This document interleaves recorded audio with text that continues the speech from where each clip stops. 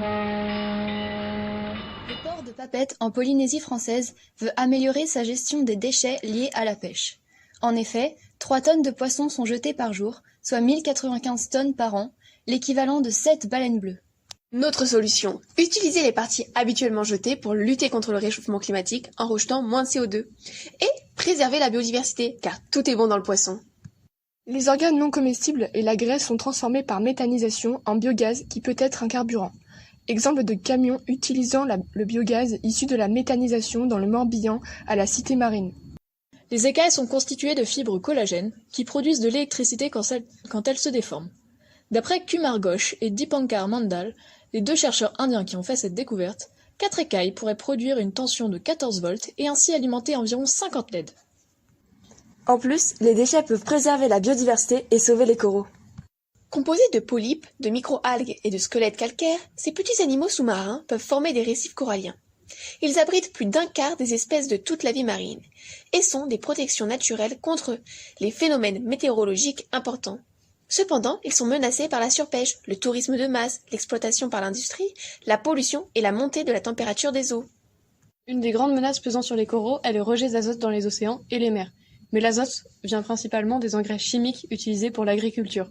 Or, il est possible de produire de l'engrais à partir de déchets de poissons riches en azote. On peut donc sauver les coraux. Les supports pour le développement des coraux sont habituellement en PVC et en béton, mais ces matériaux sont polluants.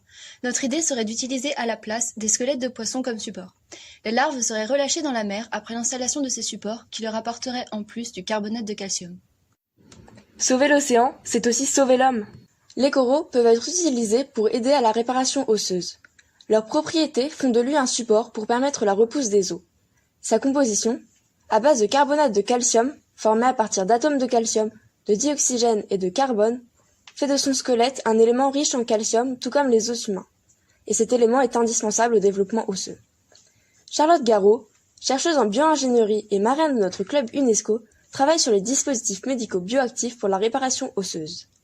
Dans ce but, elle recherche la forme de scaffold, un support imprimé en 3D recouvert d'un composé bioactif qui remplace la greffe et la quantité de protéines idéale. Les coraux pourraient s'avérer utiles dans son travail et les avancées médicales pour l'homme aideront à la protection de l'environnement et surtout à celle des récifs coralliens. Encore un déchet! Les peaux de poisson peuvent servir en médecine à soigner les grands brûlés. On peut aussi créer des objets d'art à partir de cuir de poisson.